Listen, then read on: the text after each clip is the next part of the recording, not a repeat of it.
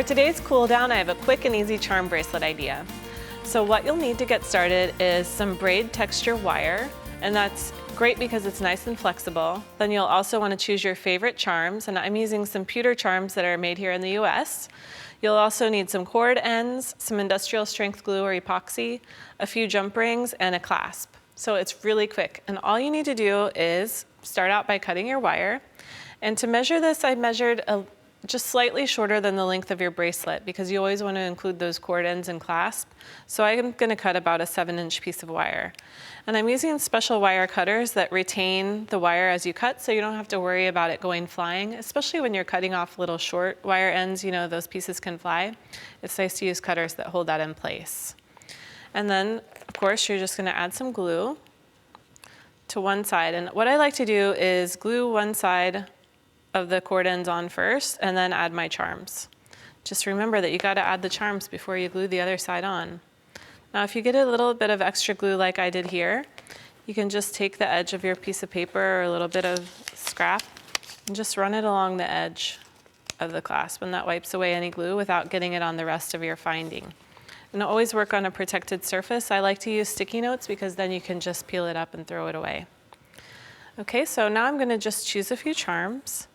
And here's a place where you can make it really personal. You could spell something out. You could use your initial letters or initial letters of your loved ones.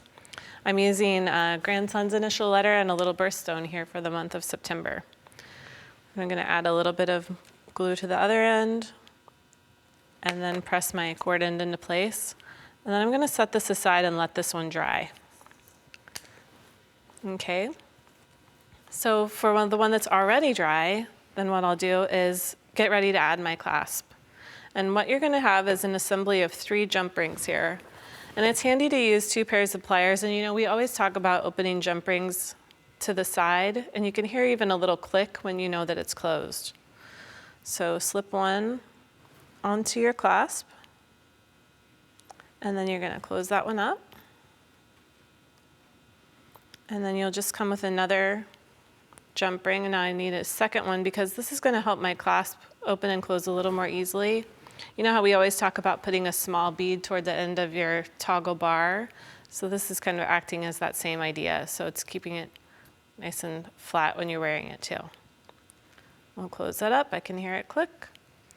And I use my other jump ring to add a toggle ring to the other side. Now these cord ends come in different sizes and different metallic finishes that coordinate with the clasp, so you can choose the one that works perfectly for your design. You could do the same type of project with cording. You could use any type of chain. So I can't quite get my jump ring through there. There we go. Then close it up. Then this guy is ready to go.